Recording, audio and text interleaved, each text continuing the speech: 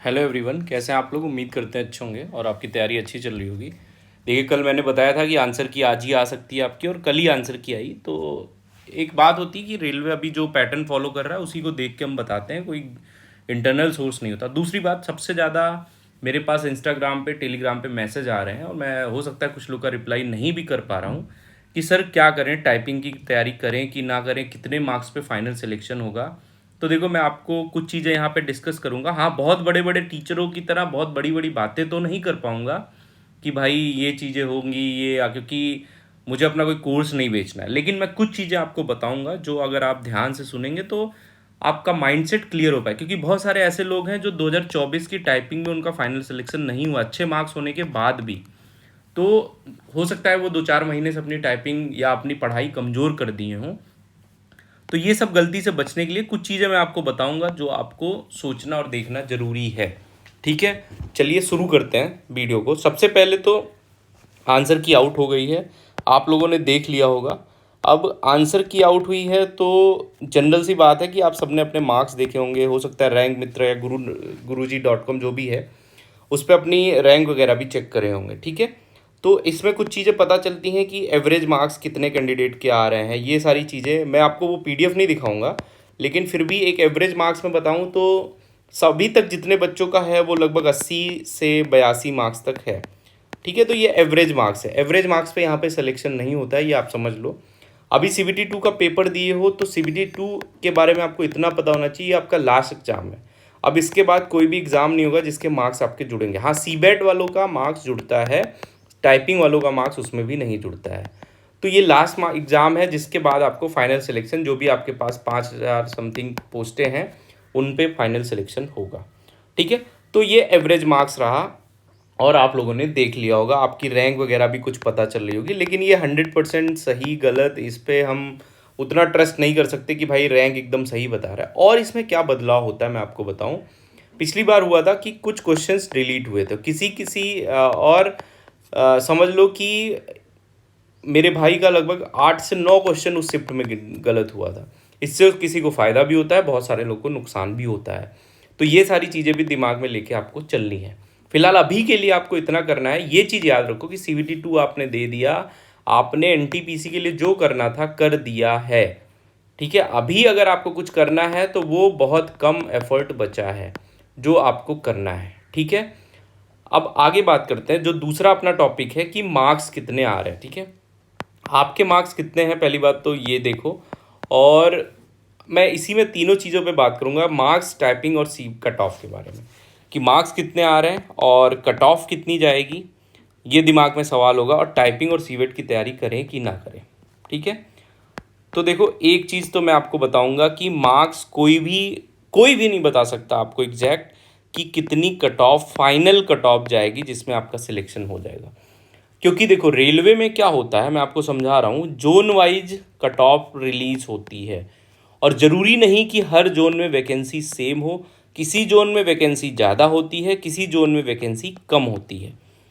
तो हर जोन की cut off अलग अलग जाती है। जैसे 2024 में आपने देखा कि 2024 के जो NTPC CBT 2 का मतलब फाइनल रिजल्ट आया है, उसमें कहीं कहीं की UR की कट ऑफ 73-74 भी गई है किसी किसी पोस्ट की। लेकिन कहीं कहीं पे वही कट ऑफ 83-85 भी गई है आउट ऑफ 100, यानी कि 85% होता है। 83 माने तो 83% कट ऑफ गई है आउट ऑफ 100। तो कुल मिला के वो डिपेंड करेगा कि उस जोन में कितनी वैकेंसी किस पद के लिए है, उसके हिसाब। जैसे चंडीगढ़ जोन की बात करें 2024 में, तो चंडीगढ़ जोन में ओवरऑल टाइपिंग की पोस्ट ज़्यादा थी। टाइपिंग यानी बोले तो आपके JAA की और सीनियर क्लर्क की का जो है ज़्यादा, सबसे ज़्यादा तो JAA की थी। तो इस हिसाब से यहाँ पे थोड़ा सा कलकत्ता वगैरह जोन से कम कट ऑफ टाइपिंग वाली सी गई। कम का मतलब 1-2 नंबर। ठीक है, तो ये चीज़ आप ध्यान रखो कि कोई भी आपको एग्जैक्ट कट ऑफ तो नहीं बता सकता है। लेकिन जो मैंने ट्रेंड देखा कि 2024 का, और मेरे इतने साल का अनुभव, मैंने टीचिंग करी, खुद भी प्रिपरेशन करी है। अभी क्या है कि आपके मार्क्स, अगर आप UR कैटेगरी से हैं और आपके मार्क्स अगर 90 आउट ऑफ 120 हैं, ठीक है, तो आप टाइपिंग की प्रिपरेशन कर सकते हो। कर सकते हो, मैं ये बता रहा हूँ। फाइनल सिलेक्शन होगा, दिस इज़ नॉट श्योर, कोई श्योर नहीं हो सकता। हाँ, अगर आपके 80% इंटू मतलब कितना हो जाएगा, 96 मार्क्स हैं, तो मैं आपको बता रहा हूँ आप 80% से ज़्यादा श्योर हैं कि आपको एक सीट मिल सकती है। बट 90 पे आप टाइपिंग की प्रिपरेशन कर सकते हो, श्योर नहीं हो कि आपको टाइपिंग की कट ऑफ मिल जाएगी, मैं आपको ये बता रहा हूँ। नाम आपका सी बैट में मतलब CBT 2 में आप क्लियर कर सकते हो, बट फाइनल सिलेक्शन तो उन्हीं का होगा जिनके मार्क्स ज़्यादा होंगे। अब देखो, चलो UR की बात तो सब लोग करते हैं, मैं थोड़ा सा अलग कैटेगरी की बात करता हूँ। सपोज करो आप SC ST से हो, ठीक है, तो यहाँ पे आपको ध्यान देने की बात है कि 5-5 नंबर कम से कम कट ऑफ कम जाती है, 5 नंबर 4 नंबर।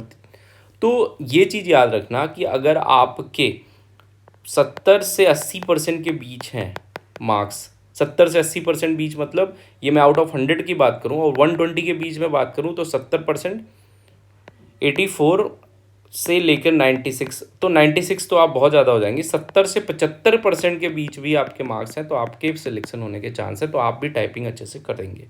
अब देखो, बात आती है कि टाइपिंग करें कि ना करें, और टाइपिंग और आगे का क्या करें। हम देखो आगे के लिए आपको बता रहे हैं। अब मैंने क्या बोला कि CBT 2 हो गया, आपका काम खत्म, पढ़ाई से अब ज़्यादा इसको आपको लेना देना नहीं। अब 2 काम आपको करना है, पहला CBAT की प्रिपरेशन, और दूसरा आपको करना है CBTST, computer based typing test, ठीक है। अब इसके लिए आपको फुल टाइम जुटने की ज़रूरत नहीं, जैसे कि आप NTPC में जुट रहे थे। तो इस संबंध में, इस विषय में, और यहाँ पे आपको क्या करना चाहिए कि आपने जो भी फर्दर आपके एग्ज़ाम हैं उसकी प्रिपरेशन आप 6 से 7 घंटे करो, क्योंकि कोई श्योर नहीं हो सकता, मैं फिर आपको बता रहा हूँ। बाकी आप इसको 1.5 आवर अगर देते हो डेली, तो अगले 2 महीने में आपका समझ लो 2 मंथ में ईजिली टाइपिंग और CBAT दोनों निकल जाएगा। तो ये चीज़ आप याद रखो कि टाइपिंग करो, ये आपको कभी नुकसान नहीं देगा, आगे फ़ायदा ही देगा। कोई ज़रूरी नहीं कि यही NTPC अगला NTPC का, लेकिन ये चीज़ याद रखना कि जो दूसरे एग्ज़ाम है उनकी प्रिपरेशन हाँ, अगर आपके 120 में 100 नंबर से ज़्यादा मार्क्स हैं तो आप समझ लो कि भाई सिलेक्शन हो गया, फिर आपका अगर यही फाइनल डेस्टिनेशन है तो आप रुक सकते हो, ठीक है। इतना सारी चीज़ें मैं बस यही कहना चाहूँगा कि रुकना तब तक नहीं है जब तक आपका नाम फाइनल लिस्ट में ना आ जाए।